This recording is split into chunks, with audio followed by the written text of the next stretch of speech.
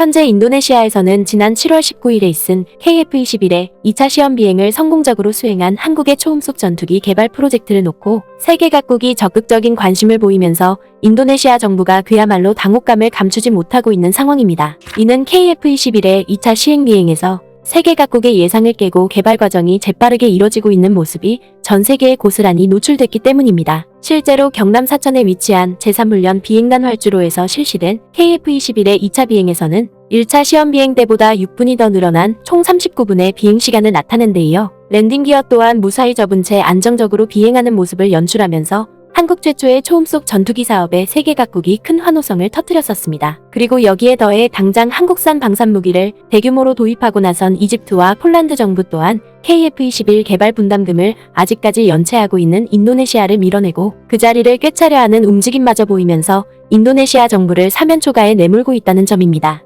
때문에 2차 시험 비행을 성공적으로 달성한 KF-21에 더해 이를 놓칠세라 세계 각국이 서둘러 한국과의 KF-21 공동개발에 필사적으로 뛰어드는 모양새를 나타내면서 인도네시아 정부의 초조함이 더욱더 극에 달하고 있는 상황입니다. 먼저 이집트의 경우만 놓고 보자면 지난 3일에 한국 공군의 특수비행팀인 블랙이글스를 초청해 이집트 공군과 함께 피라미드 상공에서 사상 초유의 에어쇼를 펼친 데 이어 자국의 전투기 도입 사업에서도 한국과의 협력을 최우선 순위에 올려놓고 나서면서 KF-21의 첫 수출국가로 이집트가 급부상하고 있다는 점입니다. 그도 그럴 것이 국내외 매체들의 보도를 종합해보면 오늘날 아프리카 대륙과 중동을 통틀어 최대 군사 강국으로 발돋움한 이집트의 군사력을 놓고 봤을 때 자국의 공군력을 다지기 위해 KF-21을 반드시 도입할 수밖에 없다는 것입니다. 실제로 이집트 정부는 이미 올해 초에 한국을 통해 K9 자주포와 FA-50을 도입키로 했을 뿐만 아니라 이를 이집트 현지에서 공동으로 생산하는 방안을 한국과 진지하게 협의해왔다는 점에서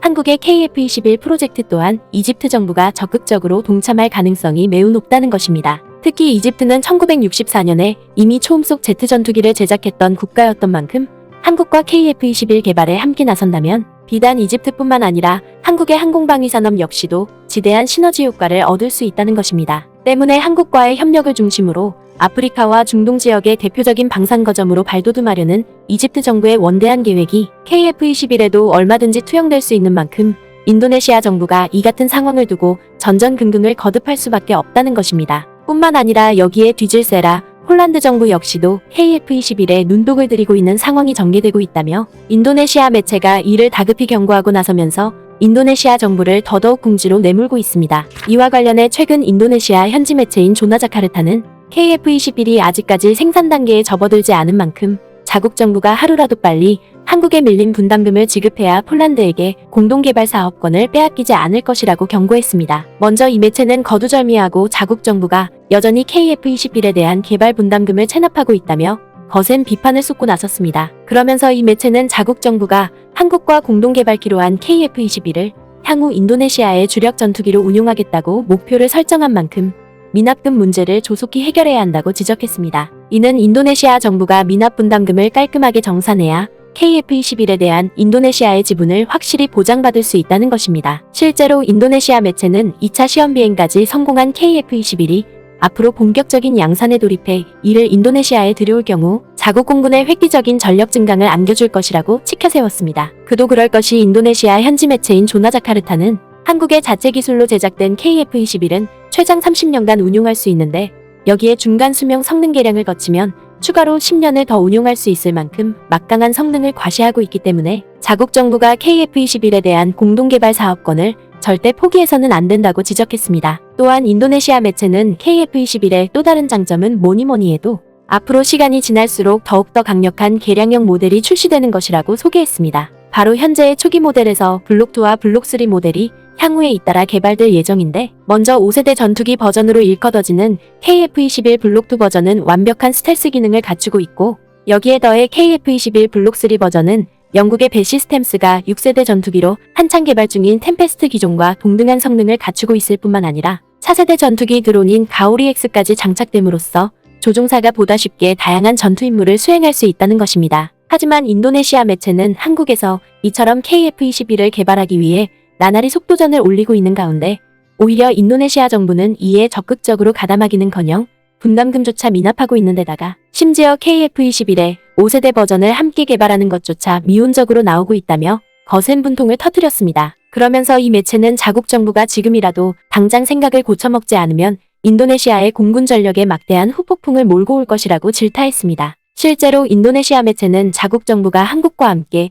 KF-21 개발 프로젝트를 지속적이고 안정적으로 추진해야만 인도네시아의 항공우주 산업을 그나마 담보할 수 있을 것이라고 조언했습니다. 특히 이 매체는 싱가포르에서 국방 전문가로 잘 알려진 콜린 코 박사가 최근에 분석한 자료에 따르면 인도네시아가 라파엘과 F-15를 비롯해 KF-21까지 함께 운용하게 될 경우 동남아시아 국가 중 유일하게 최첨단 전투기를 다양하게 갖추게 될 것이라고 보도했습니다. 뿐만 아니라 이 매체는 자국 정부가 한국과 함께 KF-21 사업을 성공적으로 추진한다면 현재 남중국해에 위치한 인도네시아의 고유 영토인 나투나 제도에서 연일 끊임없는 도발을 감행하고 있는 중국군을 바짝 몰아세울 것이라고 전망했습니다. 더군다나 이 매체는 자국 정부가 미납 분담금을 조속히 해결해야만 인도네시아 몫으로 배정된 KF-21의 투자 수익을 온전히 보장받을 수 있다고 지적했습니다. 이는 당초 한국과 인도네시아가 KF-21의 초도 생산 물량을 300대로 계획한 가운데 이 중 두 나라 공군이 도입키로 한 150대를 제외하고 나머지 150대를 해외에 판매키로 한 만큼 이로 인해 발생한 투자 수익을 인도네시아가 정당하게 배분받으려면 우선적으로 미납금부터 조속히 해결해야 한다는 것입니다. 그러면서 인도네시아 매체는 자국 정부가 올해 안에 이를 제대로 해결하지 못한다면 투자 수익은커녕 사업권마저 다른 국가에 내줘야 할지도 모른다고 탄식했습니다. 그도 그럴 것이 이 매체는 당장 한국산 방산무기를 대거 도입하고 있는 폴란드 정부만 놓고 보더라도 이 같은 상황을 여실히 증명해준다고 보도했습니다. 실제로 인도네시아 현지 매체는 최근 폴란드 정부가 K9 자주포와 흑표전차를 비롯해 FA-50 경전투기에 이르기까지 한국으로부터 방산무기를 대거 도입키로 한 가운데 심지어 인도네시아가 수수방관해왔던 KF-21 개발 사업에도 눈독을 들이고 있다고 보도했습니다. 무엇보다 인도네시아 매체는 폴란드 정부가 이처럼 한국을 통해 방산무기를 대거 사들이고 나선 것은 다른 국가들과 달리 한국산 방산무기는 세계 최고의 품질을 갖추고 있을 뿐만 아니라 제작 시기 또한 타의 추종을 불허할 만큼 속전속결로 제작되기 때문이라고 보도했습니다. 특히 인도네시아 매체는 폴란드 정부의 이러한 입장은 최근에 발표된 폴란드 국방부 장관의 성명서에서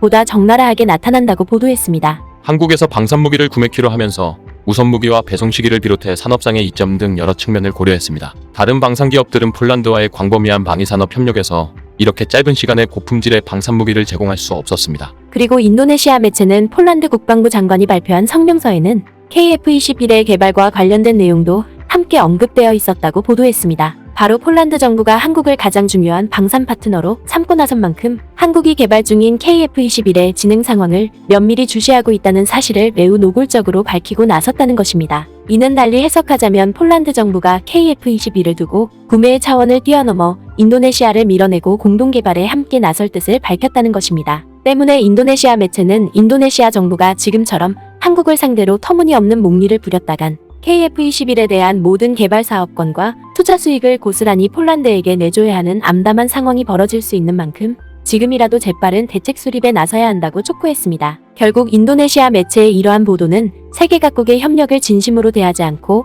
오히려 객기와 만용을 거듭하게 된다면 스스로 국제사회로부터 고립을 자초하게 된다는 사실을 적나라하게 대변해주고 있는 것입니다. 아무쪼록 인도네시아 정부의 이 같은 행태가 두 번 다시는 반복되지 않도록 보다 철저한 대응이 펼쳐지길 바랍니다.